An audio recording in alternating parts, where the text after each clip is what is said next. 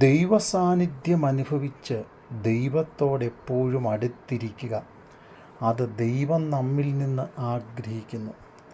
സങ്കീർത്തനക്കാരൻ പറയുന്നു, അവൻ എന്നോട് പറ്റിയിരിക്കിയാൽ ഞാൻ അവനെ വിടുവിക്കും. അതെ, ദൈവത്തോട് പറ്റിച്ചേർന്നിരിക്കുക, ദൈവഹിതം ആരാഞ്ഞറിയുക, ദൈവാലോചനയ്ക്കായി നമ്മെ തന്നെ സമർപ്പിക്കുക. മറ്റൊരു ഭാഗത്ത് ദൈവവചനത്തിൽ ഇങ്ങനെയാണ് കാണുന്നത്: ഞാൻ യഹോവയ്ക്കായി കാത്തിരുന്നു, അവൻ എന്നോട് ചാഞ്ഞ് എൻ്റെ നിലവിളി കേട്ടു. നാശകരമായ കുഴിയിൽ നിന്നും കുഴഞ്ഞ ചേറ്റിൽ നിന്നും എന്നെ കയറ്റി.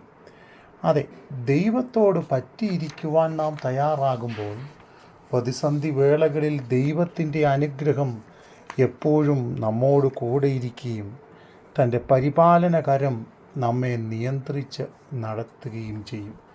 എന്നാൽ ഇന്നത്തെ കാലയളവിൽ നാം ചിന്തിക്കുമ്പോൾ അനേകർക്ക് ദൈവസന്നിധിയിലിരിക്കുവാനോ സമർപ്പിക്കപ്പെടുവാനോ കഴിയാത്ത ജീവിത സാഹചര്യങ്ങൾ നമ്മുടെ മുമ്പിലുണ്ട്. അതെ, 18-ാം സങ്കീർത്തനം അതിൻ്റെ 30-ാം വാക്യം പഠിക്കുമ്പോൾ ദൈവത്തിൻ്റെ വഴി എപ്പോഴും തികവുള്ളതാണ്.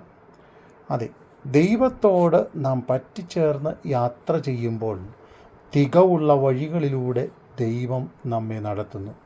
അനുഗ്രഹീതമാകുന്ന പാതകളിലൂടെ ദൈവം നമ്മെ നടക്കുവാൻ സഹായിക്കുന്നു.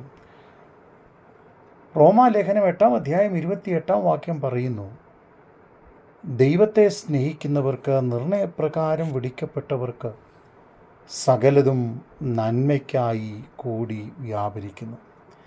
അതെ, ദൈവത്തെ സ്നേഹിക്കുന്നവർക്ക് നന്മ മാത്രം സംഭവിക്കുന്നു. അപ്പോൾ നാം ചോദിക്കാം, ചില കഷ്ടങ്ങൾ, പ്രയാസങ്ങൾ ഒക്കെ നമ്മിൽ സംഭവിക്കുന്നത് എന്തെന്ന്.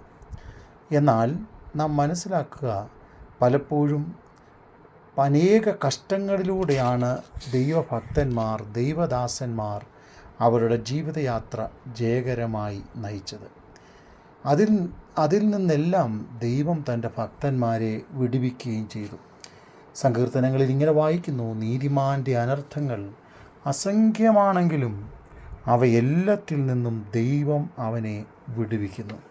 അതെ, നമ്മുടെ ജീവിത സാഹചര്യങ്ങളിൽ ദൈവഹിതത്തിനായി നമ്മെ തന്നെ ഏൽപ്പിച്ചു കൊടുത്തുകൊണ്ട് ദൈവാലോചനയ്ക്കായി നാം നമ്മെ തന്നെ സമർപ്പിച്ച് നാം മുൻപോട്ട് പോകേണ്ടുന്നത് നല്ലതാണ്.